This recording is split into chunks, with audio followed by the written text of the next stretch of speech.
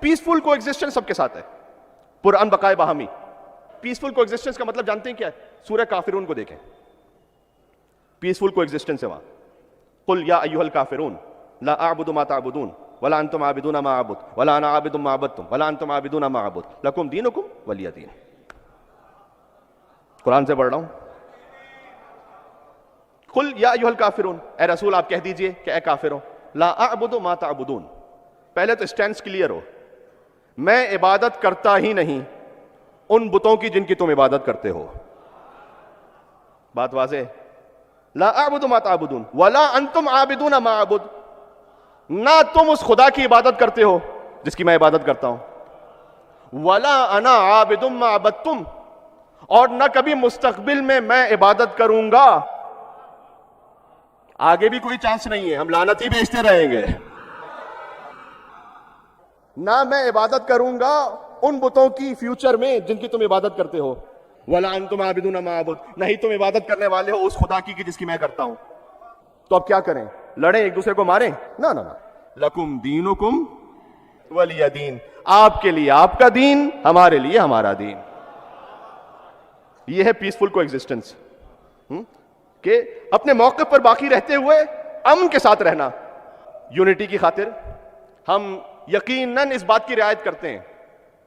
Unity کا مطلب کیا ہوتا ہے؟ وہ کہتے ہیں کہ بھئی آپ کچھ لوگوں کو چاہے آپ کے نزدیک کچھ بھی ہو برا نہ کہیں تاکہ اور مزید مسلمانوں کو برا نہ لگے.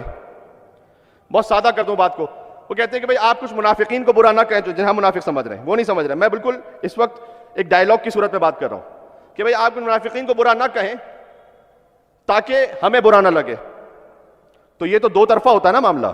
تو میں جملہ کہنے لگا ہوں کہ بھئی ہم انہیں یونٹی کی خاطر برا نہیں کہتے تاکہ آپ کو برا نہ لگے، تو آپ بھی انہیں ممبر سے اچھا نہ کہیں تاکہ ہمیں برا نہ لگے. آپ کی گفتگو سن کر ہو سکتا ہے کہ ہمارا کوئی بچہ وہ ڈاؤٹ میں آ جائے. تو پھر ہم کیا کریں؟ ہمیں کلیئر کرنی پڑے گی بات، ہمیں وضاحت کرنی پڑے گی کہ کون کون آیا تھا رسول اللہ کے مقابلے پر. احد میں کون آیا تھا رسول اللہ کے مقابلے پر؟ کس کا باپ تھا، کس کا نانا تھا، کس کا بھائی تھا، کس کا چچا تھا. تو اس خاطر دیکھیں، بالکل میں چاہ رہا ہوں کہ انٹلیکچولی ڈائلاگ کی صورت میں بات ہو. تو عزیزان گرامی، اور یہ کیا ہم نے اپنی جانب سے کہا ہے. ابھی حاکم شام کے بارے میں جو بات ہوئی، کیا قرآن میں سورہ اسراء میں آیت نہیں ہے وَمَا جَعَلْنَا الرُّؤْيَا الَّتِي أَرَيْنَاكَ إِلَّا فِتْنَةً لِلنَّاسِ وَالشَّجَرَةَ الْمَلْعُونَةَ فِي الْقُرْآنِ. دیکھو قرآن میں شجرہ مبارکہ کا ذکر بھی ہے، شجرہ ملعونہ کا ذکر بھی ہے، انہی الفاظ کے ساتھ ہے. شجرہ طیبہ کا ذکر بھی ہے، شجرہ خبیثہ کا ذکر بھی ہے، انہی الفاظ کے ساتھ ہے. الم تر کیف ضرب اللہ مثلا کلمۃ طیبۃ کشجرۃ طیبہ اصلها ثابت وفرعها فی السماء. سورہ ابراہیم کی آیت ہے. ومثل کلمۃ خبیثۃ کشجرۃ خبیثہ. شجرہ طیبہ کا ذکر بھی ہے، شجرہ خبیثہ کا ذکر بھی ہے. قرآن میں شجرہ مبارکہ کا ذکر بھی ہے.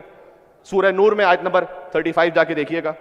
اللہ نور السماوات والارض مثل نورہ کمشکاۃ فیہا مصباح المصباح فی زجاجۃ الزجاجۃ کأنہا کوکب دری یوقد من شجرۃ مبارکۃ زیتونۃ لا شرقیۃ ولا غربیہ یکاد زیتها یضیء ولو لم تمسسه نار نور علی نور یہدی اللہ لنورہ من یشاء ویضرب اللہ الامثال للناس واللہ بکل شیء علیم.